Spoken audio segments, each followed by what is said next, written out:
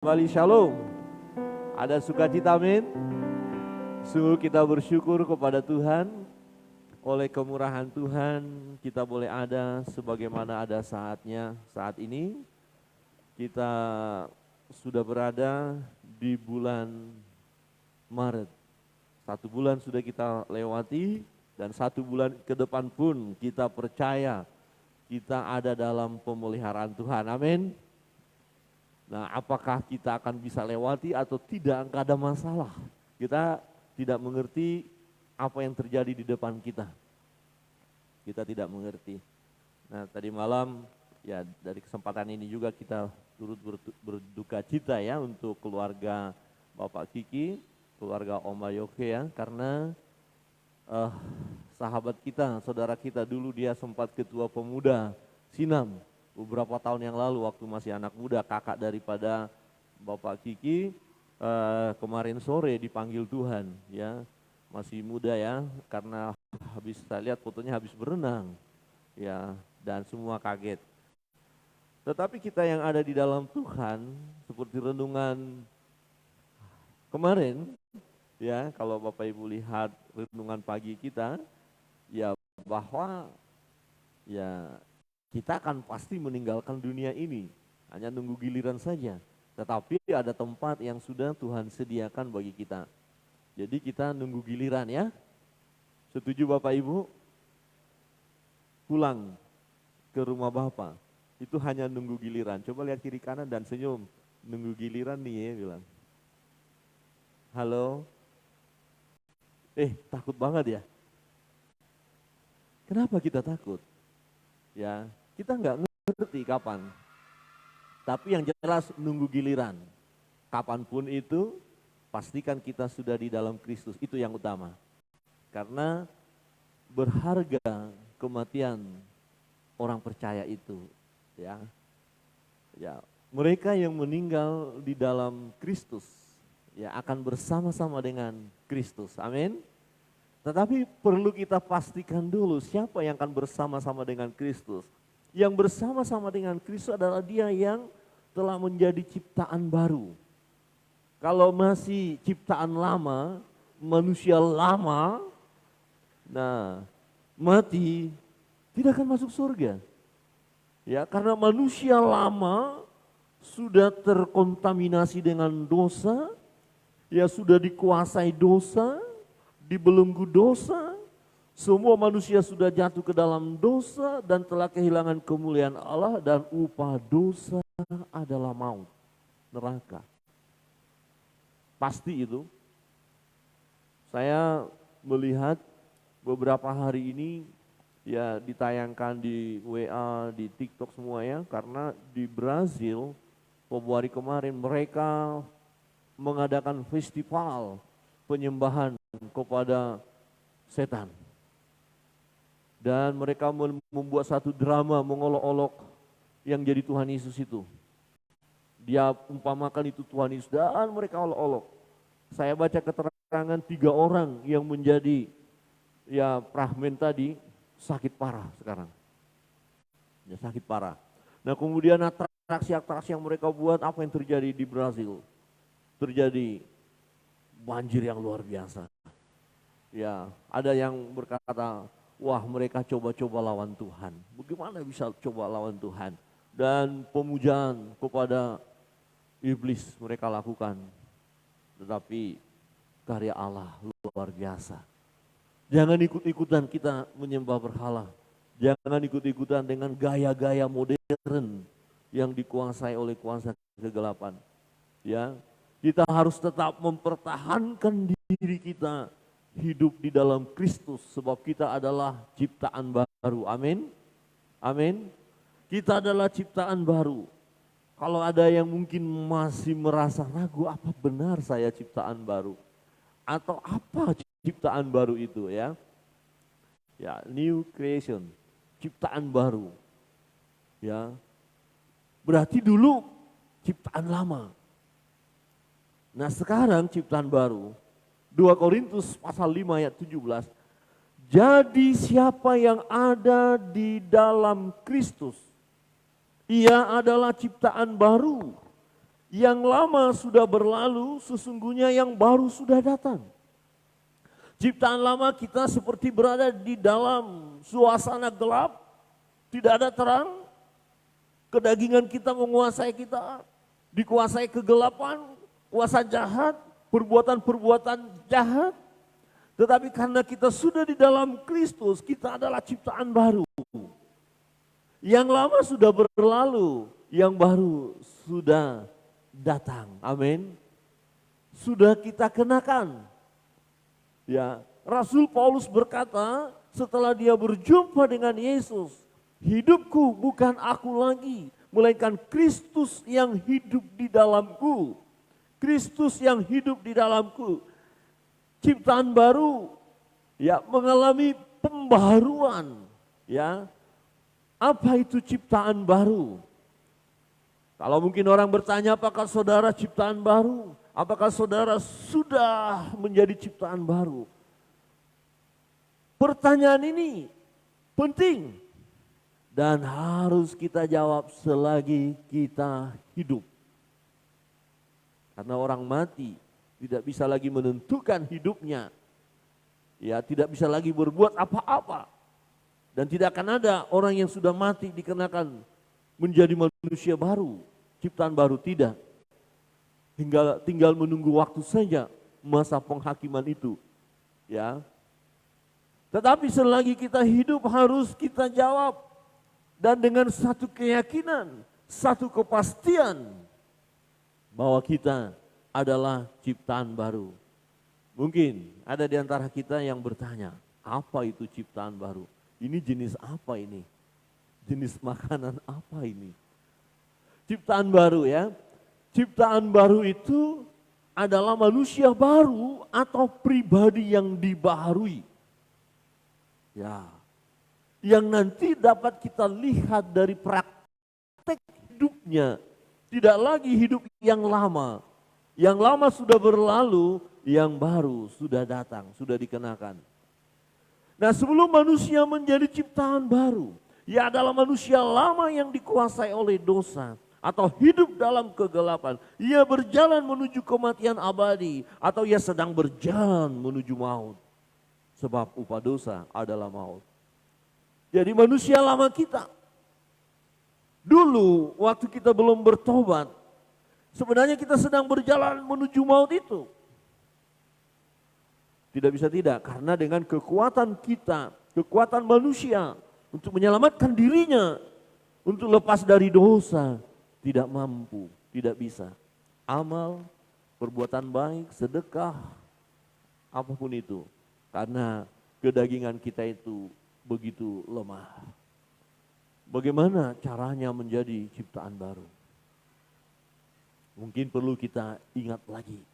Atau diteguhkan lagi keyakinan kita. Apakah kita sudah menjadi ciptaan baru? Hanya ada satu cara. Manusia itu menjadi ciptaan baru, menjadi manusia baru, menjadi pribadi yang dibaharui. Hanya ada satu cara, yaitu dia tinggal di dalam Yesus. Tinggal di dalam Yesus.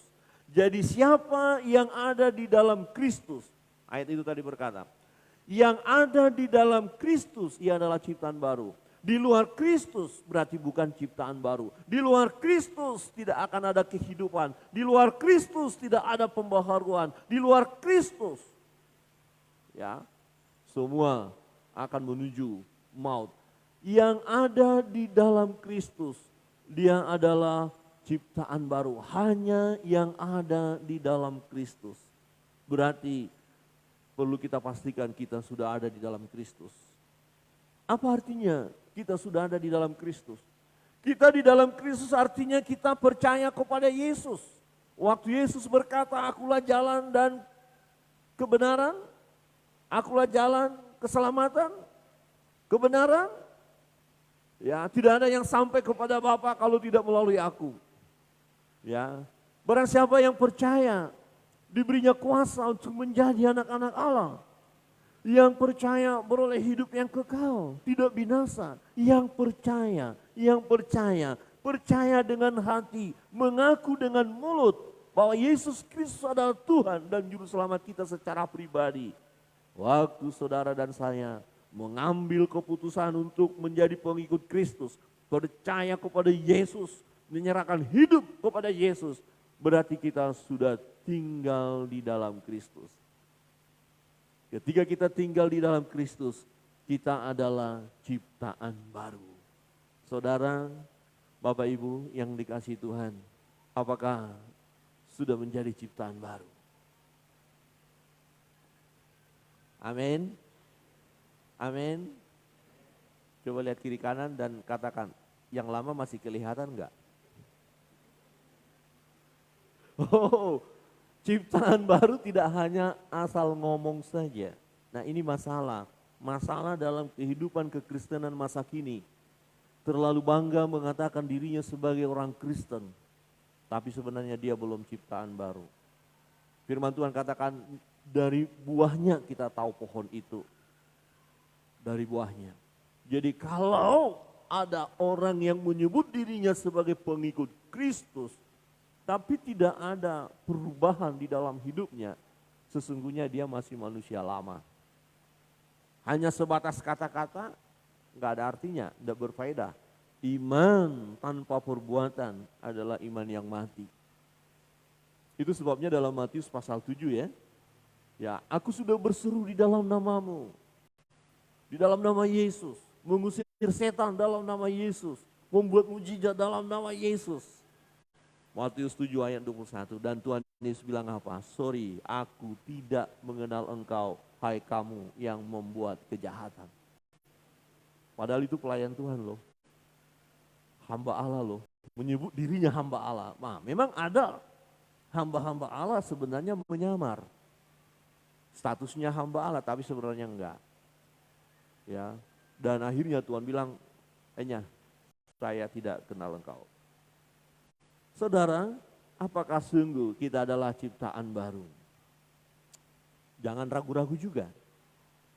Kalau memang kita mengerti bahwa hanya di dalam Yesus ada keselamatan. Dan kita mau memperoleh keselamatan itu. Caranya kita percaya kepada Dia. Menerima Dia sebagai Tuhan dan Juru Selamat kita secara pribadi. Maka jangan ragukan bahwa memang kita sudah ciptaan baru. Dan proses di mana hidup lama kita tinggalkan akan terjadi terus menerus. Saudara dan saya akan dibaharui dari hari ke hari. Manusia batinia kita dibaharui dari hari ke hari. Amin. Kan kelihatan Bapak Ibu ya. Dulu teman kita yang di sebelah kita itu dulu suka marah-marah, sekarang tidak lagi. Dulu tidak pernah tersenyum, wah sekarang sudah suka tersenyum. Amin. Ada perubahan tidak? Bapak Ibu yang mengenal lah. Mungkin orang akan berkata, kamu berubah ya. Dulu nggak kayak gini. Dulu gimana? Wow. Dulu sangat menakutkan, tapi sekarang sangat menyenangkan. Amin. Dulu melakukan hal yang jahat, sekarang melakukan yang baik. Nah, untuk itu, apa yang Yesus lakukan bagi kita? Saudara yang terkasih dalam Tuhan, apa yang dilakukan oleh Yesus bagi kita sehingga kita menjadi ciptaan baru? Ya, supaya kita bersyukur, senang, tetap mempertahankan jati diri kita sebagai pengikut Kristus yang adalah ciptaan baru. Firman Tuhan dalam 2 Korintus pasal 5 ayat 11 sampai 21 menyingkapkan kebenaran kepada kita sehingga kita menjadi bangga, menjadi senang dan mau terus berkomitmen untuk setia menjadi pengikut Kristus.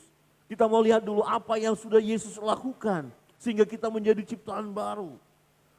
Jadi harga yang sangat mahal telah Yesus korbankan untuk kita. Dirinya telah Dia korbankan untuk kita supaya kita menjadi ciptaan baru. Bagaimana kita mau lagi hidup dalam manusia lama? Bagaimana kita mau lagi meninggalkan Yesus? Sesuatu peristiwa yang menyedihkan terjadi akhir-akhir ini. Kita melihat ada orang-orang yang tadinya berkata sebagai pengikut Kristus, ternyata akhirnya dia menyangkal Kristus. Sangat-sangat menyedihkan. Dan itu jangan sampai terjadi pada kita. Sebab Yesus sudah melakukan sesuatu yang sangat berharga demi kita supaya kita menjadi ciptaan baru. Apa yang ia lakukan? Yang pertama Bapak Ibu Saudara yang terkasih dalam Tuhan.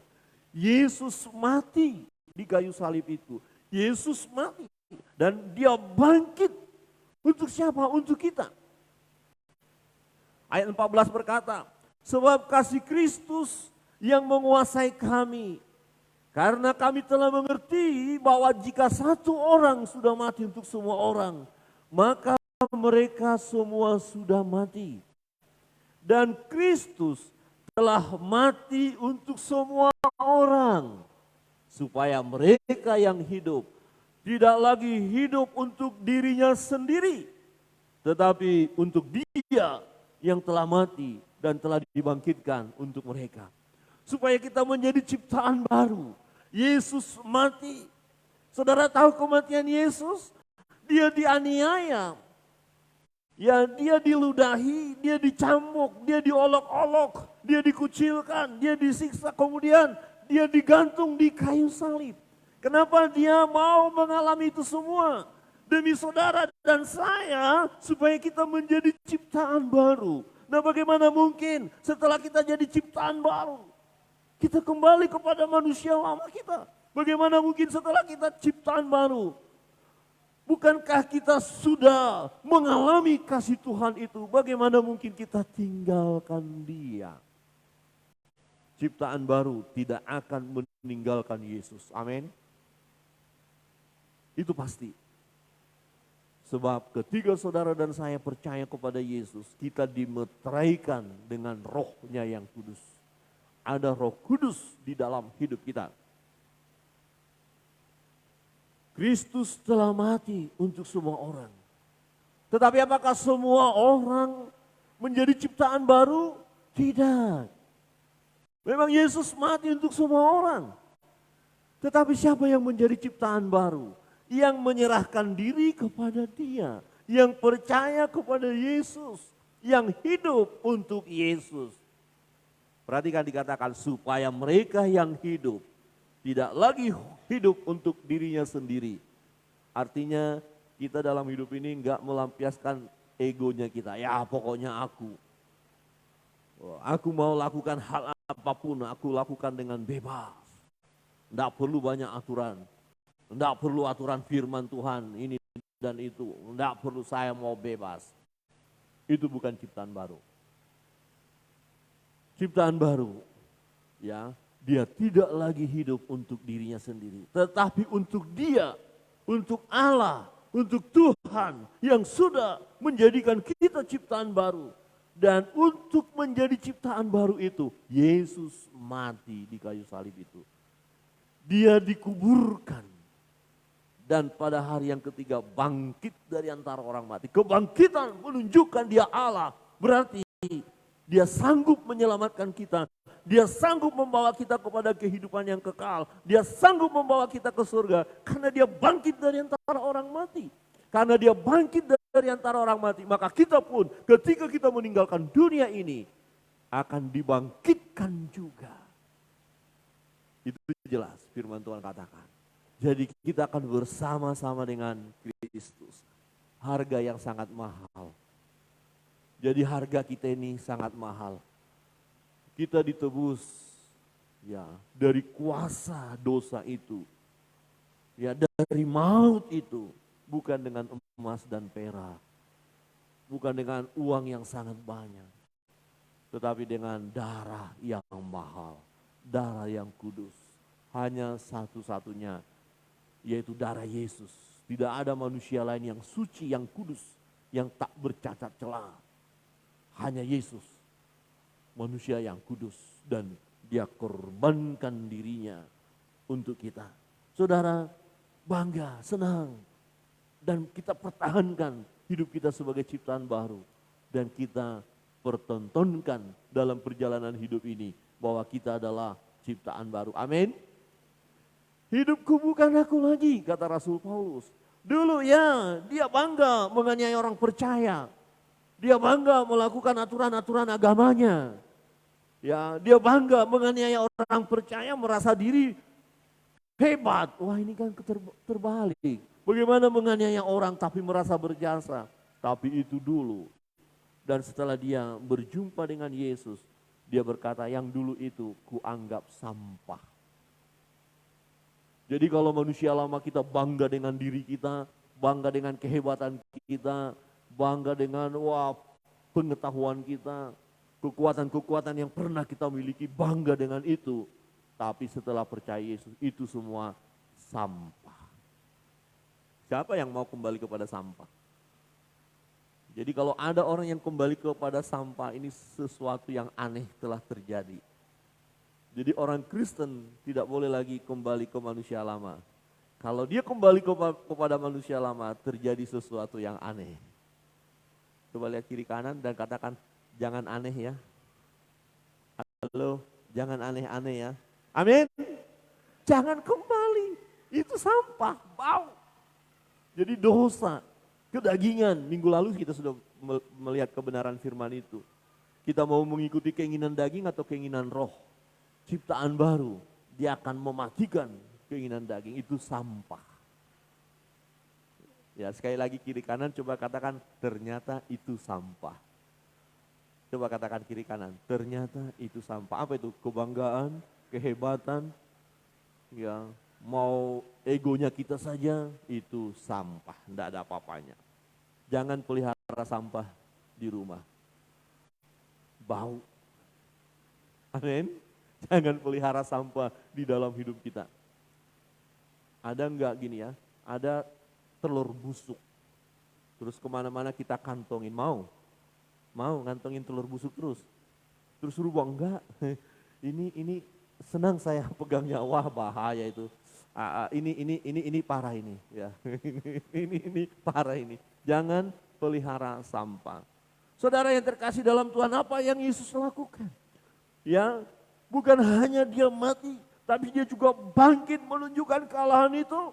Dia Tuhan, dia akan selamatkan kita. Jadi tidak sia-sia kita menjadi ciptaan baru. Kita akan bersama-sama dengan dia. Jadi hidup kita harus hidup di dalam dia. Ya, hidupku bukan aku lagi, tapi Kristus yang hidup di dalamku. Kebenaran yang kedua, Bapak Ibu Saudara yang terkasih dalam Tuhan. Ya, apa yang sudah Yesus lakukan? Yesus sebagai alat pendamai antara manusia dengan Allah. Kita lihat kejatuhan manusia. Ketika manusia itu tidak taat kepada perintah Bapa, perintah Allah. Setelah manusia itu jatuh ke dalam dosa, ya, satu manusia jatuh ke dalam dosa, semua berdosa dan menjadi seteru. Telah kehilangan kemuliaan Allah, terpisah kita. Nah, bagaimana supaya berdamai? Harus ada alat pendamai. Harus ada alat pendamai. Ya, harus ada yang dikorbankan. Harus ada yang dipersembahkan. Ya, dan siapa itu yang jadi kurbannya? Pendamainya siapa? Yesus sendiri. Dia adalah alat. Ya, instrumennya supaya ada rekonsiliasi antara Allah dan manusia. Supaya ketika Allah melihat manusia itu, dia tidak lagi melihat manusia yang penuh dengan dosa, tapi dia melihat darah putranya yang tunggal, yang sudah membasuh manusia itu dari segala dosanya. Bagaimana mungkin hati Allah tidak mengasihi manusia ciptaan baru yang sudah dibasuh oleh darah putranya itu. Hanya darah Yesus. Wow, gak ada darah yang lain. Dulu sebelum Yesus, dalam perjanjian lama, mereka lakukan dengan iman, tetapi darah binatang. Ada kurban yang harus mereka persembahkan, ada darah yang harus mereka curahkan. Tetapi mereka belum sampai kepada Yesus itu. Masih bentuk akan datang. Memang ada keyakinan bahwa Mesias itu akan datang. Tetapi binatang yang dipersembahkan untuk membasuh dosa kita tidak akan sanggup. Nilai binatang tidak sama dengan nilai manusia. Karena nilai manusia yang perlu diselamatkan, maka harganya pun haruslah nilai manusia. Manusia yang tak bercacat celah, yang menjadi alat pendamai. Kira-kira begini, kalau kita ada kecelakaan di jalan, Ya, kemudian yang kita tabrak misalnya milik orang lain dan harganya mahal. Kemudian minta perdamaian. Nah, kemudian kita kasih uang sebagai alat pendamai yang hanya kecil. Apa dia mau? Enak saja. Ini ban mobil saya aja dengan uangmu itu nggak bisa, misalnya kalau kendaraan mobil. Hanya untuk ban nggak bisa, dia harus menuntut harga yang sesuai dengan miliknya. Di mana kita sudah membuat miliknya rusak, kita harus ganti. Penggantinya apa? Alat penggantinya apa? Supaya kita berdamai dengan orang itu. Harus yang setimpal dan mahal. Jadi harganya kita mahal. Itu sebabnya Yesus yang menjadi alat pendamai. Dan semuanya ini dari Allah yang dengan perantaraan Kristus telah mendamaikan kita dengan dirinya. Dan yang telah mempercayakan pelayanan pendamaian itu kepada kami. Di ayat 19. Sebab Allah mendamaikan dunia dengan dirinya oleh Kristus. Dengan tidak memperhitungkan pelanggaran mereka. Ia telah mempercayakan berita pendamaian itu kepada kami. Jadi Yesus tidak berkata, wah ini terlalu jahat. Kejahatannya harus terus kita perhitungkan. Tidak sebesar apapun kejahatan kita. Semerah apapun dosa kita. Ketika kita datang kepada Yesus. Dan Yesus sudah menjadi alat pendamai. Jadi tidak ada dosa yang terlalu besar sehingga Allah tidak mampu mengampuni. Sehingga Allah tidak mampu berdamai dengan kita. Enggak. Jadi Yesus sebagai alat pendamai ini mampu mendamaikan setiap manusia dengan Allah sendiri. Jadi Allah tidak berkata, kalau dosamu terlalu besar, tiap hari kau lakukan yang jahat. Pikiranmu jahat, kata-katamu jahat, perbuatanmu jahat, hidupmu jahat. Saya tidak layak bagimu dan kau tidak layak bagiku. Tidak akan Allah katakan begitu. Kenapa? Karena alat pendamainya adalah Kristus. Yang adalah kudus, suci, tak bercacat celah. Dan itu adalah putra Bapa itu sendiri. Bagaimana mungkin Bapa akan menolak? Demi manusia yang sudah berdosa itu. Ya, sang putra mati supaya manusia itu layak di hadapan Bapa. Bagaimana mungkin kemudian Bapa menolak kita? Jadi saudara dan saya tidak akan pernah ditolak oleh Bapa. Amin. Amin. Tidak pernah. Jangan berkata dosaku sudah terlalu besar, luar biasa. Kecuali kalau saudara dan saya tidak mau bertobat. Pasti akan dicampakkan juga. Tiap minggu ke gereja, tiap minggu ke gereja, tiap minggu ke gereja. Tapi tidak ada pertobatan, dicampakkan aja ini kira-kira begitu ya. Tapi kita bukan orang yang dicampakkan, amin. Amin. Bukan orang yang dibuang, bukan yang ditolak, bukan. Karena Kristus sang pendamai itu. Ya, Allah mendamaikan dunia, yang dimaksud adalah mendamaikan manusia yang sudah jatuh ke dalam dosa ini. Yaitu mereka yang datang kepada Kristus, yang di dalam Kristus, yang adalah ciptaan baru. Jadi semua ciptaan baru telah mengalami pendamaian dengan Bapa. Dan alat pendamainya itu adalah Kristus sendiri. Bagaimana mungkin kita akan menolak Kristus? Bagaimana mungkin kita menyangkal Dia? Bagaimana mungkin kita tinggalkan Dia? Seperti Ibu Pendeta tadi katakan, Tuhan tidak pernah melepaskan kita yang seringkali melepaskan diri dari Dia. Tuhan setia, tapi kita seringkali tidak setia. Tetapi sekalipun itu terjadi, Tuhan tidak pernah berhenti mengasihi kita. Tuhan tidak pernah berhenti memelihara kita. Dia tunggu juga waktunya, di mana kita akhirnya sadar, ya Tuhan, selama ini aku sudah berdosa, aku sudah meninggalkan Engkau. Ada waktunya, kemudian kita berkata, Tuhan, aku datang kepadamu. Ketika kita datang kepada Tuhan, apa kemudian Tuhan tolak kita? Tidak. Tuhan akan kata, mari datang, kembalilah, kembalilah hai anakku. Ada pujian itu kan, anak yang hilang. Dan Bapa berkata, kembalilah, kembalilah anak yang hilang. Saudara yang terkasih dalam Tuhan, ya ini sesuatu yang sangat berharga di dalam hidup kita. Menjadi ciptaan baru. Oleh karena ada alat pendamai, yaitu Kristus. Yang mahirnya kita menjadi pribadi yang baru. Yang hidup lama telah kita tanggalkan. Dan yang baru sudah datang. Demi memperbaharui hidup kita. Menjadi pribadi yang kudus. Yang baru ini ada alat pendamai. Yaitu Yesus. Yesus yang menjadi kurban. Dan Yesus merelakan dirinya untuk itu. Di ayat 20, Bapak Ibu Saudara yang kasih dalam Tuhan. Jadi kami ini adalah utusan-utusan Kristus. Seakan-akan Allah menasihati kamu dengan perantaran kami. Dalam nama Kristus kami meminta kepadamu, berilah dirimu didamaikan dengan Allah. Berilah dirimu didamaikan dengan Allah. Alat pendamai sudah ada, Kristus. Ya, demi nama Kristus, berilah dirimu didamaikan dengan Allah. Jangan kita sia-siakan. Ya, mungkin ada orang berkata, nantilah hidup saya masih menikmati dunia. Hati-hati. Dunia tidak akan bisa memberikan kedamaian yang abadi bagi kita. Terbatas.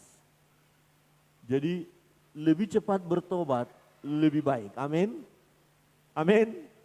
Coba kasih senyum kiri kanan. Senyum lo ya, jangan marah lo ya. Jangan bilang makanya bertobat. Jangan. Jangan dengan senyum ya. Berilah dirimu diselamatkan. Oke. Ya. Terserah mau gaya-gaya bahasa Sumatera boleh, Melayu boleh, Kupang boleh apa ya. Dengan gaya bahasa masing-masing silakan katakan ya segera bertobat. Ya mau agak keras sedikit gak apa-apa. Segera bertobat. Coba katakan kiri kanan. Amin. Jangan lambat-lambat lah. Ya ada juga walaupun keras bukan berarti marah. Segera bertobat. Ada yang segeralah bertobat. Atau bertobatlah kawan. Ya bertobatlah. Jemaat, jemaat. Bertobatlah. Terus jemaat bilang pendeta, bertobatlah. Iya, sama-sama kita bertobat. Yuk sama-sama bertobat yuk, amin. Hari lepas hari kita perlu bertobat. Kenapa? Pikiran kita kadang-kadang lemah kedagingan ya, makanya terus hidup bergaul dengan Allah. Ketika Tuhan ingatkan ada sesuatu yang harus kita selesaikan. Berilah dirimu didamaikan dengan Allah. Alat pendamai sudah ada, yaitu Yesus. Persoalan dari kita adalah apakah kita memberi diri kita didamaikan. Ya. Beberapa hari kita belajar tentang pengampunan. Ya. Dan kemarin kami hamba-hamba Tuhan berdiskusi, menarik sekali. Jadi kesaksian Ketua Rayon, dia sangat sakit hati kepada sepupunya. Karena sepupunya mencelakai dirinya waktu masih SMP kali. Untung dia sudah belajar teologi, sudah jadi hamba Tuhan. Tapi sekalipun sudah belajar, belum bisa mengampuni. Karena di dalam tubuhnya ada cacat karena ulah orang itu. Yang saudara, mama, kakak, adik. Jadi dia pulang ke Kupang. Nah, kemarin kesaksiannya, baru di atas kapal dilihat, ternyata yang jemput adalah saudara itu. Aduh, dia bilang, waktu lihat, dia marah betul. Dia udah mau, ini karena sekian lama gak ketemu, sejak kejadian itu, gak ketemu. Dan ini pertemuan ini yang sangat, dia sudah marah. Marah sekali, tapi tiba-tiba firman Tuhan mengingatkan dia. Kalau kamu tidak mengampuni ya orang lain, kamu pun tidak diampuni oleh Tuhan. Itu yang dia bilang. Dia ingat, kalau kamu tidak mengampuni orang lain, dosamu pun tidak diampuni. Wow, dia menangis. Dia mau pukul itu orang, mau hajar itu orang, dan pernah sudah kesaksian kemarin waktu masih setelah celaka itu dia ambil parang, dia bacok itu saudaranya itu, lari. Jadi ada cacat juga saudaranya itu, hampir kalau enggak dia patah kakinya. Karena dia marah. Tapi setelah dia turun dari kapal, ketemu sama saudara itu, dia tidak bisa buat apa-apa, ingat suara Tuhan. Manusia lama mau mendorong dia untuk hantam saja itu orang yang membuat kamu celaka.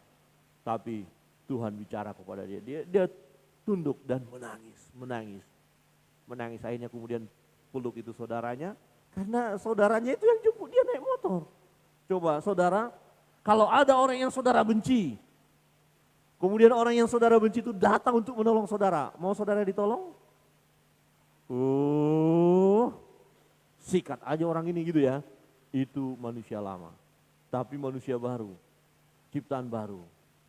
Kau sahabatku, kau saudaraku, kau keluargaku. Walaupun engkau sudah menyakiti hatiku, tapi Tuhan sudah membalutnya. Tuhan sudah menyembuhkan luka-luka di hatiku. Amin. Sedikit aminnya. Amin. Bukannya banyak yang luka. Amin. Oke. Tapi kemudian berkata, jangan lukai luka yang lama. Wah, ini bahaya juga ini. Tolong dong, luka lama dilukai lagi, bahaya loh. Saudara yang terkasih dalam Tuhan, beri diri kita didamaikan. Tuhan sungguh mengasihi kita. Alat pendamainya itu Kristus sendiri. Bagaimana mungkin kita mau mengeraskan hati? Jangan. Ampuni, kasihi. Yesus mati untuk kita. Kebenaran yang ketiga, Bapak Ibu Saudara yang terkasih dalam Tuhan. Yesus dibuat Bapa menjadi dosa. Mungkin kita kaget, apa ini artinya? Kok dibuat jadi dosa? Ya, perhatikan ayat 21. Dia yang tidak mengenal dosa. Dia tidak kenal dosa. Dia tidak berdosa. Dia kudus. Dia yang tidak mengenal dosa. Telah dibuat Bapa. Telah dibuatnya menjadi dosa karena kita. Supaya dalam dia kita dibenarkan oleh Allah. Jadi, saudara yang berdosa, saya yang berdosa. Yang akan menanggung dosa siapa? Saudara dan saya harusnya. Tapi saudara dan saya dikasihi Tuhan. Nah, supaya jangan kita yang masuk neraka itu. Supaya jangan kita yang mengalami siksaan itu. Supaya jangan kita masuk dalam maut. Ya, akhirnya dosa-dosa saudara dan saya ditimpakannya kepada Yesus. Dan Yesus tanggung itu semua di kayu salib itu. Jadi maka firman Tuhan katakan, terkutuklah dia yang disalibkan itu. Jadi dosa besar sepertinya Yesus lakukan padahal dia tidak berdosa. Dan orang-orang menganggap sepertinya dia yang berdosa padahal tidak.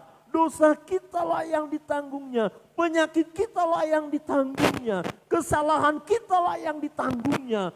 Dan dia alami itu di kayu salib itu. Yesus dibuat Bapa menjadi dosa. Kalau saudara punya anak, bisa kita pahami.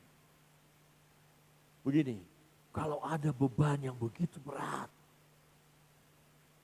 masalah orang lain yang begitu berat, beban orang yang begitu berat, kemudian kita lihat anak kita, nah supaya orang itu tidak punya beban, biarlah beban ini kamu tanggung ya. Wah, gak gampang loh. Tetapi sang anak yang taat kepada Bapak, ya gak apa-apa Bapak. Silakan taruh beban itu di punggung saya. Kemudian kita sebagai orang tua Bapak, kita melihat anak kita sudah pengen gitu. Hati Bapak gimana? Tapi nah itu harus kamu alami demi mereka. Dan anak berkata, iya Bapak. Anak itu taat. Hati Bapak kita mengerti. Itu Bapak lakukan demi kasihnya. Dibuatnya Yesus menjadi dosa, padahal dia tidak kenal dosa. Tidak ada kesalahan di dalam dirinya. Ya, waktu dia dibawa ke pengadilan itu, apa ada kesalahan? Tidak ada. Hanya direkayasa sedemikian rupa supaya dia disalibkan. Tetapi Yesus sudah menang di Taman Getsemani sebelum dia alami itu. Dia berdoa, Bapa, Jika boleh biarlah cawan ini berlalu, penderitaan ini, kesusahan ini. Tapi jangan kehendakku, kehendakmu lah yang jadi. Dan akhirnya dalam doa yang sama, 3 kali dia berdoa. Artinya ini penting, serius. Dan dia yakin jawabannya. Dia harus mengalami itu. Sebab tidak ada cara lain untuk menyelamatkan manusia. Tidak ada cara lain supaya manusia itu menjadi ciptaan baru. Caranya hanya dosa-dosa kita ditimpakan kepada dia. Demi kita, demi saudara dan saya, akhirnya kita menjadi ciptaan baru. Kalau saudara yakin, saudara menjadi ciptaan baru. Kita berdiri sebagai ciptaan baru. Sebenarnya kita sedang melihat bahwa Yesus telah dijadikan dosa. Dia alami kesengsaraan itu, penderitaan yang luar biasa demi kita. Tentu bukanlah sesuatu yang terlalu berat bagi kita, supaya kita hidup di dalam Dia. Tidaklah terlalu berat bagi kita, supaya kita memberikan diri kita diperdamaikan dengan Bapa. Tidaklah terlalu berat bagi kita, supaya kita meninggalkan manusia lama itu. Karena harganya mahal. Yesus Tuhan dijadikannya dosa. Dia terima dosa kita. Dia tanggungnya akibat dosa itu. Kesengsaraan itu, penderitaan itu sudah selesai di kayu salib. Amin. Dia berkata sudah selesai. Kita adalah ciptaan baru. Saudara yang terkasih dalam Tuhan. Firman Tuhan dalam 2 Korintus 5 ayat 11 sampai 21. Menyingkapkan kebenaran kepada kita. Sehingga kita menjadi bangga, senanglah dan berkomitmenlah untuk setia menjadi pengikut Kristus. Kita menjadi ciptaan baru. Untuk itu Yesus telah melakukan sesuatu yang sangat besar, yang sangat berharga bagi kita. Yaitu dia mati dan bangkit bagi kita. Dia yaitu Yesus sebagai alat pendamai antara manusia dengan Allah, antara kita dengan Allah. Kita sudah diperdamaikan. Yesus dibuat Bapa menjadi dosa. Artinya Yesus menanggung segala dosa kita. Supaya kita menjadi ciptaan baru. Tetaplah pertahankan hidup sebagai ciptaan baru. Yang lama sudah berlalu, yang baru sudah datang.